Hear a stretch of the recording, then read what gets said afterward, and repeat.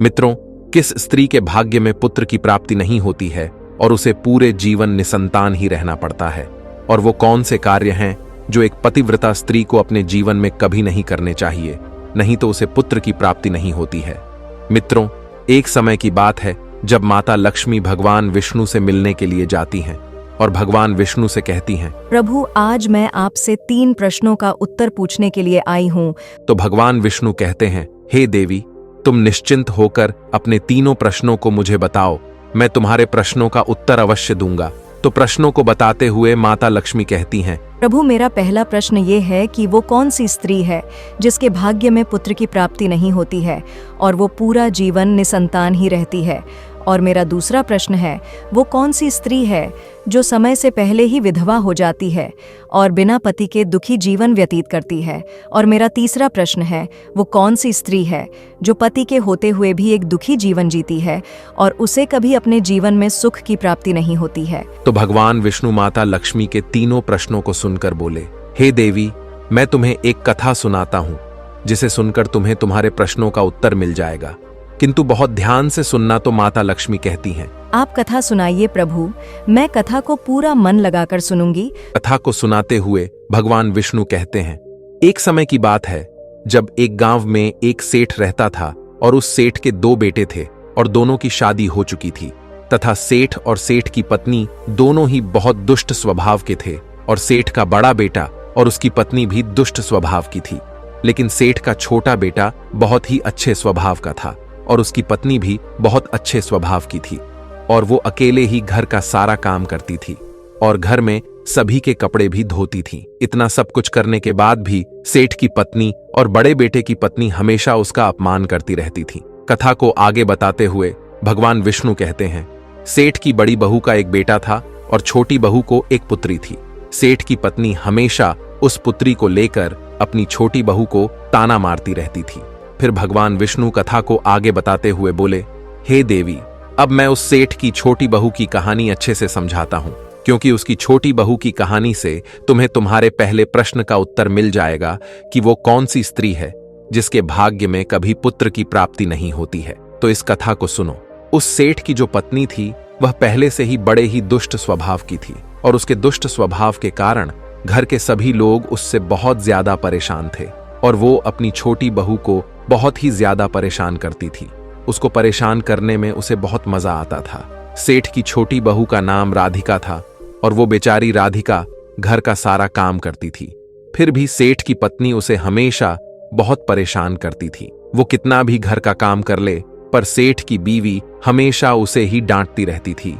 एक दिन जब राधिका घर में झाड़ू लगा रही थी तो सेठ की पत्नी बोली, इतनी देर हो गई, तू अभी तक झाड़ू ही नहीं लगा पाई। मैं मंदिर जा रही हूँ और जब तक वहां से आऊंगी तब तक खाना बन जाना चाहिए। आते ही मैं खाना खाऊंगी। फिर वो बेचारी घर की साफ सफाई करके खाना बनाने में लग गई और खाना बनाते समय वह मन में सोच रही थी, मैं घर का इतना काम करती हूँ, फिर भी मेरी सास मुझे हमेशा डांटती रहती है और हमेशा परेशान करती रहती है और कभी भी प्रेम से बात नहीं करती है और घर का सारा काम मुझसे ही करवाती है। राधिका यह सब सोच ही रही थी, तभी दरवाजा खटखटाने की आवाज आई तो उसने सोचा, अभी तो खाना तैयार भी नहीं हुआ और लगता है मेरी सासू माँ आज बहुत जल्दी ही मंदिर से लौट आई हैं। फिर राधिका दरवाजे के पास गई और दरवाजा खोला तो उसने देखा कि दरवाजे के बाहर एक साधु महाराज खड़े हैं। फिर वो साधु महाराज राधिका से कहते हैं, बेटी, मुझे कुछ भोजन करा दो, मुझे बहुत जोर की भूख लगी है। तो राधिका बोली, महाराज, मैं आपको भोजन तो करा देती, पर मेरी सास बहुत दुष्ट स्वभाव की है। वो मुझे बहुत डांटेंगी और अभी वो मंदिर गई है, मंदिर से आती ही होंगी। यदि वो आ गई और उन्होंने मुझे आपको भोजन कराते देख लिया तो मुझे बहुत मारेंगी, इसीलिए मैं आपको भोजन नहीं करा सकती। तो साधु बोला, बेटी, थोड़ा सा ही भोजन करा दो, मैंने सुबह से कुछ नहीं खाया है। साधु की ये बात सुनकर राधिका को दया आ जाती है और साधु से बोली, महाराज, आप अंदर आ जाइए, मैं आपको भोजन देती हूँ। तो फिर वो साधु अंदर आ जाते हैं और राधिका उनको भोजन देती है और अभी साधु भोजन कर ही रहे थे, तभी अचानक राधिका की सास मंदिर से घर आ जाती है और उस साधु को भोजन करते देखकर बोली, ये मेरा घर है, कोई भोजनालय नहीं जो हर कोई यहाँ आकर भोजन करके चला जाएगा। और तुमने इस साधु को भोजन क्यों दिया? क्या अन्न मुफ्त में आता है जो हर किसी को अपने घर में बैठाकर खिलाती रहती हो? और यह कहकर उस साधु को धक्के मारकर अपने घर से बाहर निकाल दिया और उसका खाना उठाकर बाहर फेंक दिया। फिर राधिका से कहने लगी, तूने इस साधु को भोजन क्यों कराया? अन्न कितना महंगा आता है, तुझे पता नहीं अब घर के लोग क्या खाएंगे? तो राधिका डरते हुए बोली, साधु बहुत भूखा था, इसीलिए मैंने उसे भोजन दे दिया था और उसे मैंने अपने हिस्से का भोजन दिया है, इसीलिए आज मैं भोजन नहीं करूंगी। और इतना गुस्सा क्यों होती हो? भोजन तो मैंने उसे अपने हिस्से का दिया है। ये सुनकर उसकी सास ने गुस्से में आकर राधिका को भी धक्के मार करके घर से बाहर निकाल दिया और बोली, जा, अब तुझे भी इस घर में रहने की जरूरत नहीं है और अब कभी मेरे घर में मत आना। फिर राधिका दरवाजे पर बैठकर रोती रही, किंतु उसकी सास ने दरवाजा नहीं खोला। और फिर राधिका ने सोचा, अब यहां से अपने मायके ही जाना पड़ेगा। फिर वो अपने मायके जाने लगती है तो बीच रास्ते में एक घना जंगल पड़ता है। राधिका भूखी प्यासी अपने मायके जा रही थी, तभी बारिश होने लगती है। फिर राधिका वहीं जंगल में एक पेड़ के नीचे बैठ जाती है, लेकिन फिर भी बारिश की बूंदें उसके ऊपर गिरती रहती हैं और वह भीगने लगती है। तो उसे एक और पेड़ दिखा जो काफी बड़ा था, तो वो बारिश से बचने के लिए वो उस बड़े से पेड़ के नीचे जाकर बैठ गई और रोने लगी। तभी उसे एक संत मिले और संत के कहा, बेटी तुम क्यों रो रही हो? तो राधिका ने संत को सारी बात बताई। तो संत ने कहा, वो लोग तुम्हें इसीलिए परेशान करते हैं क्योंकि तुम्हें अभी तक पुत्र की प्राप्ति नहीं हुई है, लेकिन तुम चिंता मत करो, मैं तुम्हें एक पर्ची देता हूं जिसमें पुत्र प्राप्ति का उपाय लिखा है। फिर संत ने उसे एक पर्ची दी और कहा, इसमें लिखे उपाय को यदि तुम पूरी निष्ठा से करोगी तो तुम्हें पुत्र की प्राप्ति अवश्य होगी। और फिर इतना कहकर वो संत वहां से चले गए। फिर राधिका अपने मन में सोचने लगी, यदि मुझे भी पुत्र हो जाएगा तो मुझे भी ससुराल में बहुत सम्मान मिलेगा और मेरी सास मेरी बहुत इज्जत करेगी। यह सोच ही रही थी, तभी बारिश बंद हो गई और फिर उसने पर्ची को खोला और पढ़ा तो उसमें लिखा था, पुत्र प्राप्ति के लिए स्त्री को हमेशा अपने पति के बाएं ओर सोना चाहिए।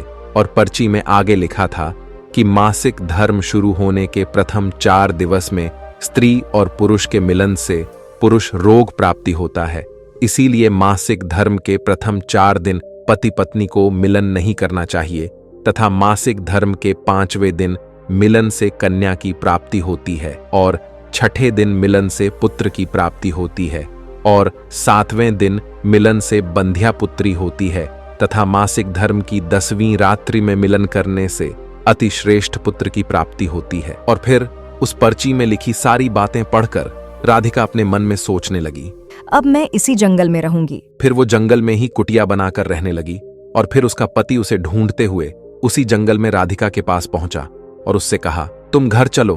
तो राधिका ने उसे पर्ची वाली सारी बात बताए और कहा, अब मैं यहीं रहूंगी जब तक मुझे पुत्र की प्राप्ति नहीं हो जाती। ये सुनकर उसका पति भी उसी के साथ जंगल में रहने लगता है। और फिर राधिका ने अपने मासिक धर्म के दौरान मासिक धर्म की 10वीं रात्रि में अपने पति के साथ मिलन किया और वो गर्भवती हो गई। फिर सुबह स्नान करके राधिका पूजा पाठ करने के लिए बैठी हुई थी, तभी उसका पति लकड़ी काटने के लिए चला गया और फिर भयंकर तूफान आया जिससे उसकी झोपड़ी उड़ गई और भारी बारिश होने लगी। और फिर बारिश से बचने के लिए राधिका उसी बड़े से पेड़ के नीचे जाकर बैठ गई और उस पेड़ पर 2 राक्षसी रहती थी जो इस समय बाहर गई हुई थी। और थोड़ी ही देर बाद वो दोनों राक्षसी पेड़ पर आकर बैठ गई और उसी पेड़ के नीचे राधिका बैठी थी। फिर वो राक्षसी आपस में कहने लगी, चलो सोने के टापू पर चलते हैं। तो दूसरी कहने लगी, पर चलेंगे कैसे? तो पहली राक्षसी बोली, इसमें कौन सी बड़ी बात है, इस पेड़ को अभी उड़ा देती हूँ, इसी से चलेंगे। इतना कहकर वो दोनों राक्षसी उस पेड़ पर बैठकर सोने के टापू की तरफ निकल लेती हैं और उसी पेड़ के नीचे पेड़ की जड़ पर राधिका भी बैठी थी, इसीलिए साथ में वो भी उड़ने लगती है। किंतु राक्षसी को ये बात नहीं पता होती है कि इसी पेड़ के नीचे एक औरत भी है। फिर कुछ ही देर में वो दोनों राक्षसी सोने के टापू पर पहुंच जाती हैं और फिर दोनों राक्षसी को भूख लगी तो वो दोनों पेड़ से उतरकर शिकार करने के लिए चली गई। फिर राधिका पेड़ की जड़ से उतरकर जब सोने के टापू पर पैर रखा तो उसने देखा यहां तो सब सोना ही सोना है, तो वह जल्दी जल्दी सोने को अपनी साड़ी के आंचल में भरने लगी और जितना सोना भर सकती थी उतना भर लिया और फिर दोबारा से उसी पेड़ की जड़ पर जाकर बैठ गई। फिर कुछ देर बाद दोनों राक्षसी शिकार करके वापस आ गई और फिर पेड़ के ऊपर बैठ गई और फिर दोनों आपस में कहने लगी, चलो अब यहाँ से चलते हैं। और फिर कुछ ही देर में वो दोनों पेड़ को लेकर वहीं पर पहुंच गई। फिर राधिका तब तक पेड़ की जड़ पर ही चुपचाप बैठी रही जब तक वो दोनों राक्षसी वहां से चली नहीं गई। फिर भगवान विष्णु कहानी को आगे बताते हुए माता लक्ष्मी से कहते हैं, अब कहानी को ध्यान से सुनना, क्योंकि यहीं से आपको पता चलेगा कि किस स्त्री के भाग्य में पुत्र की प्राप्ति नहीं होती है। तो माता लक्ष्मी कहती हैं, जी प्रभु। तो भगवान विष्णु कहते हैं, फिर कुछ देर बाद वो दोनों राक्षसी वहां से चली गईं और फिर राधिका उस सोने को लेकर पेड़ की जब से नीचे आ गई और सोचने लगी, ये सारा सोना लेकर मैं अपने घर जाऊंगी और मेरी सास इतना सोना देखकर खुश हो जाएंगी और मुझे परेशान करना बंद कर देंगी और मुझसे घर का काम भी नहीं कराएंगी। राधिका ये सोच ही रही थी, तभी उसका पति भी जंगल से लकड़ी काट कर आ गया और राधिका से कहने लगा, इतना सारा सोना तुम कहां से लाई हो? तो राधिका ने उसे राक्षसी वाली सारी बात बताई और कहा, चलो अब हम लोग घर चलते हैं। तो उसका पति बोला, ठीक है।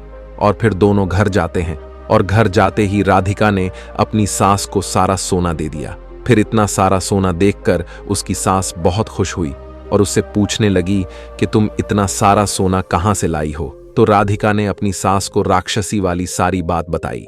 फिर उसकी सास ने सारा सोना ले लिया और उसके बाद राधिका से कहने लगी, इतने सोने से क्या होगा? जब वहां पर बहुत सारा सोना था तो तुझे और ज्यादा सोना लेकर आना था। इतना थोड़ा सोना लेकर क्यों आई हो? तो राधिका बोली, माँ जी, इतना सारा सोना तो है और लाती तो क्या होता? तो उसकी सास बोली, तुझे और ज्यादा सोना लाना था जिससे हमारी 7 पुश्तें बैठकर खाती, फिर भी सोना खत्म न होता। अब तू देख, इस बार मैं जाऊंगी और बहुत सारा सोना लेकर आऊंगी। तो राधिका ने कहा, नहीं माँ जी, आप वहाँ मत जाओ, वहाँ जान का भी खतरा है। तो सास बोली, नहीं, मैं तो जाऊंगी और बहुत सारा सोना लेकर आऊंगी। और इस प्रकार उसकी सास ने उसकी बात नहीं मानी और उसी जंगल में पहुंच गई और उसी पेड़ के नीचे जाकर बैठ गई जहां पर कुछ दिनों पहले राधिका बैठी थी। तो उसे राक्षसी उड़ाकर सोने के टापू पर ले गई थी। फिर कुछ देर राधिका की सास पेड़ की जड़ पर बैठी रही और थोड़ी ही देर में वो दोनों राक्षसी वहां आई और उसी पेड़ पर बैठ गई। फिर एक राक्षसी कहने लगी, आज सोने के टापू पर नहीं बल्कि आज नदी के किनारे चलते हैं, वहाँ पर मछलियाँ खाएंगे। और इतना कहकर पेड़ को लेकर नदी की तरफ चल देती हैं। अभी उसकी सास एकदम से बोल पड़ी, तुम दोनों पेड़ को सोना के टापू पर लेकर क्यों नहीं जा रही हो? तभी उन दोनों की नजर उसकी सास पर पड़ी और उसकी सास सोचने लगी, ये मैंने क्या बोल दिया? अब तो ये राक्षसी जान जाएंगी कि इस पेड़ पर कोई और भी है। फिर वो दोनों ने देखा कि इस पर तो एक स्त्री बैठी है। तो दोनों ने पेड़ को बहुत जोर से हिलाया, जिसके कारण उसकी सास पेड़ से नीचे गिर गई और उसकी मौत हो गई। उसके बाद जब उसके घर वालों को उसकी मौत का पता चला तो सभी लोग वहां पर पहुंच गए और राधिका कहने लगी, मैंने सासू माँ को समझाया था कि वहां मत जाओ, फिर भी वो वहां पर सोने के लालच में चली गई। अब इनके लालच का फल इन्हें मिल गया। मित्रों, कहानी को आगे बताते हुए भगवान विष्णु कहते हैं, इस तरह उसकी सास की मौत हो गई, इसीलिए हमें लालच नहीं करना चाहिए। और फिर कुछ समय के बाद राधिका को एक पुत्र हुआ और पुत्र प्राप्ति के बाद राधिका बहुत खुश थी और उसने अपने घर में एक दावत रखी जिसमें उसने बहुत से पंडितों और संत महात्माओं को अपने घर पर भोजन कराया। फिर भोजन करके सभी संत महात्माओं ने उसको बहुत आशीर्वाद दिया और उधर सेठ के बड़े बेटे की बहू, जो हमेशा राधिका को पुत्र को लेकर ताने मारा करती थी, उसका मुंह हमेशा के लिए बंद हो गया। फिर भगवान विष्णु माता लक्ष्मी से कहते हैं, मेरी कथा समाप्त हुई, अब मैं तुम्हें तुम्हारे प्रश्नों के उत्तर देता हूं। तुम्हारा पहला प्रश्न था, कौन सी स्त्री के भाग्य में पुत्र की प्राप्ति नहीं होती है और वो पूरा जीवन निसंतान रहती है? तो जो स्त्रियां संत द्वारा दिए गए पर्ची में लिखी बातों के विपरीत कार्य करती हैं, उनके भाग्य में पुत्र की प्राप्ति नहीं होती है। और जो स्त्रियां अपने पति का आदर नहीं करती हैं और हमेशा उनसे लड़ती झगड़ती रहती हैं और अपने पति से हमेशा नाराज रहती हैं, उनके भी भाग्य में पुत्र की प्राप्ति नहीं होती है। इसीलिए प्रत्येक स्त्री को अपने पति का आदर सम्मान करना चाहिए। और तुम्हारा दूसरा प्रश्न था कि वो कौन सी स्त्री है जो समय से पहले ही विधवा हो जाती है और बिना पति के एक दुखी जीवन जीती है। तो समझ लो, जो स्त्रियां पति के होते हुए भी मांग में सिंदूर नहीं लगाती हैं और न ही मंगलसूत्र पहनती हैं और जहां भी जाती हैं बिना सिंदूर और बिना मंगलसूत्र के जाती है तथा पति के कहने पर भी उसकी बात नहीं मानती हैं और पराये मर्दों के 60 संबंध बनाती हैं, तो ऐसी स्त्रियां समय से पहले ही विधवा हो जाती हैं। इसीलिए एक शादीशुदा स्त्री को पतिव्रता जीवन जीना चाहिए और अपने पति के अलावा पराये मर्दों को नजर उठाकर भी नहीं देखना चाहिए। और तुम्हारा तीसरा प्रश्न था कि वो कौन सी स्त्री है जो पति के होते हुए भी एक दुखी जीवन जीती है। और उसे अपने जीवन में कभी सुख की प्राप्ति नहीं होती है, तो समझ लो ये वो स्त्रियां हैं जो सुबह देर तक सोती रहती हैं और सुबह 8 या 9 बजे के बाद उठती हैं और बिना स्नान किए ही भोजन बना देती हैं और पूजा पाठ भी नहीं करती हैं, और कहीं भी जाना होता है तो अपने पति की बिना आज्ञा के चली जाती हैं, पति के मना करने पर भी नहीं मानती हैं, पति की एक भी बात नहीं मानती हैं। तो ऐसी स्त्रियों के जीवन में कभी सुख की प्राप्ति नहीं होती है और हमेशा दुखी जीवन जीती है। इसीलिए एक पतिव्रता स्त्री को हेमशाह चरित्रवान रहना चाहिए और प्रातःकाल में उठकर स्नान आदि करके पूजा पाठ करके फिर भोजन तैयार करना चाहिए, जिससे कि घर में सुख शांति आती है। और माता लक्ष्मी की पूजा भी करनी चाहिए, जिससे कि माता लक्ष्मी प्रसन्न होती हैं। मित्रों, आपको ये कथा कैसी लगी हमें कमेंट्स करके जरूर बताना। तो बोलो जय माता लक्ष्मी की।